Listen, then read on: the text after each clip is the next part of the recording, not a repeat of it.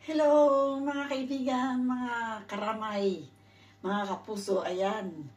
Samahan niyo po ako, magluluto po tayo ng chicken, sardinas, and meron po tayong upo. Ipapakita ko po sa inyo, igigisa natin yung upo ng sardinas at ng chicken. Ayan po. Babako po muna kayo para po natin masilip ang ating gagawin. Hello po. Ayan. Ito po ang ating kawali. Ininit na ni Tita Emmy. Ininit na. Lagyan po natin siya ng olive oil. Ayan. Meron po tayong olive oil. Ayan. Lagyan po natin ng olive oil ang ating kawali. At ito po yung ating dalawang sardinas. Ayan. Ito po yung ating chicken. Nilaga ko na po siya para madali lang po. Ito po yung kanyang sabaw. Isasabaw po natin para yan na po ang ating pangsabaw. Meron po tayong kurkuma, luyang dilaw, pimienta, at kumino. Ayan. Yung kumino po, hindi ko po alam sa Tagalog. At ito po ang ating pinakagulay, ang ating upo. Hiniwa ko na po rin yung ating upo. At meron na po tayong sibuyas at bawang. Ayan, ilagay na po natin ang ating bawang. At dahil mainit na po ang ating kawali. Ayan. Igisa po muna natin ang ating bawang ng kaunti. Para mag-brown po siya ng kaunti at mag-amoy siya. Ang sarap. Nangamoy po ang ating bawang. Ayan. Para hindi naman po siya masunog, atin na po rin ilalagay ang ating sibuyas. Para hindi po siya masunog. Ayan. Isama na po natin to. Ayan, nalaglag na isang piraso. Igisa po natin siya na maigi.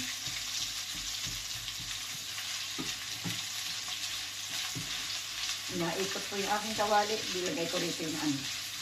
Para mahawakan po natin siya ng maayos.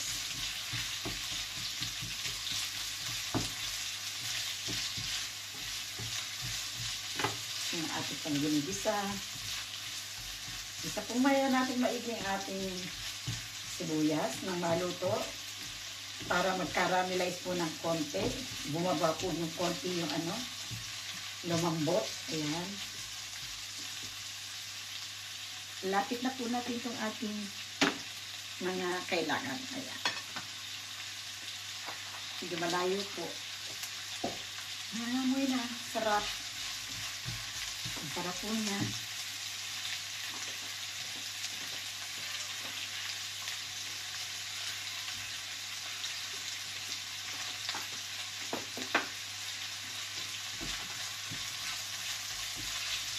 Ihulog ko na po itong ating chicken.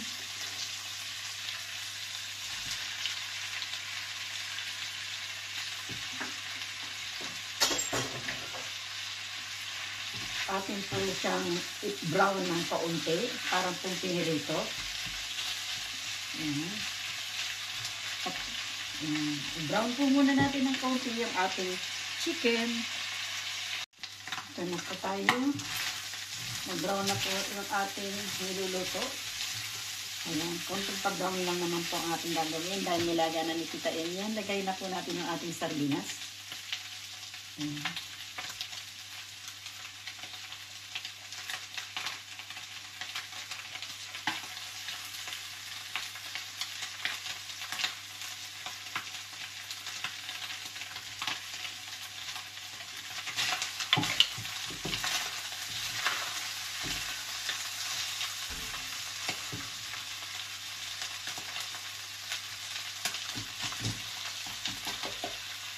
Yung pinakpak na po ni Tita Emmy para mas madali.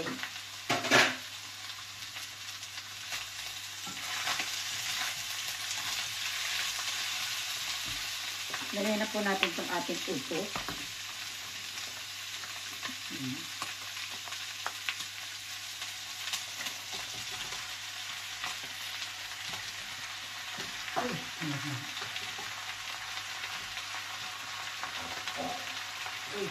Init. Nadikit ko yung aking kamay. Init ko. Marami po yata yung upong aking nahilwat.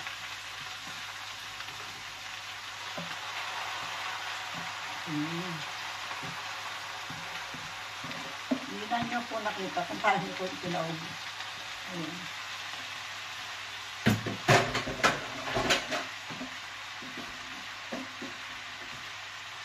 Pero ito pinatira. Yeah.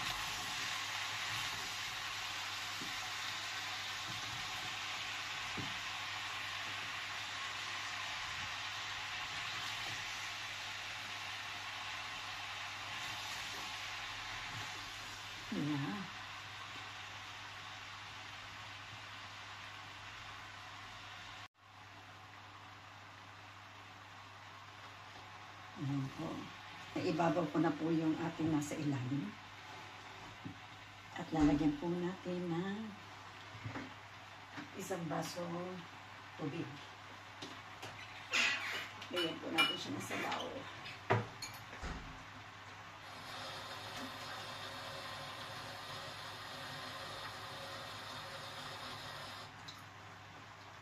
Lagyan po natin siya ng sabaw.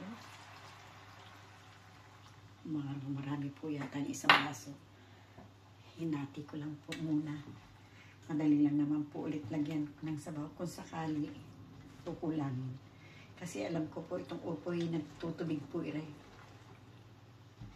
Yan.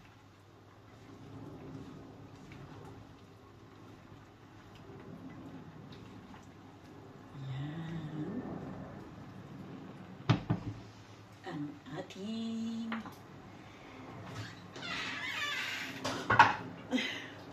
takpan po muna natin.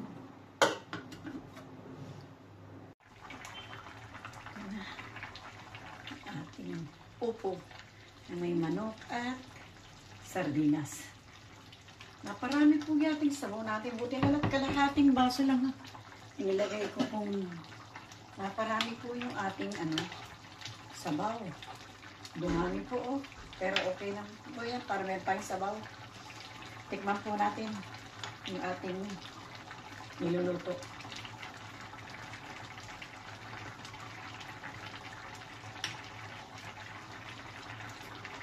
Uy, ang init.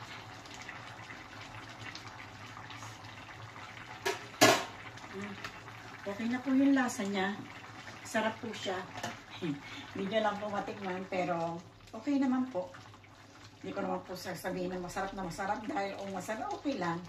Normal. Kasi nakakaya naman po sa inyo, hindi nyo naman po natitikman. Pero para sa akin po okay na.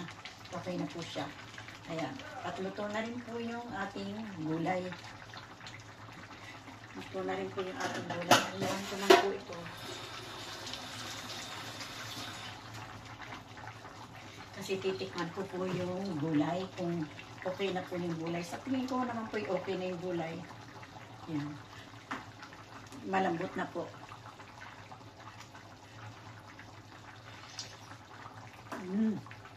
Ang sarap. Okay na po siya. Ayan. Mga kaibigan ko, maraming pong salamat sa muli ninyong pagsama kay Tita Amy. Pa-like, share, and subscribe po hanggang sa makarating po kay Isabel. Thank you very much po. Shout out po sa inyong lahat. Salamat, salamat. Bye-bye po. I love you and I love you all. Bye-bye.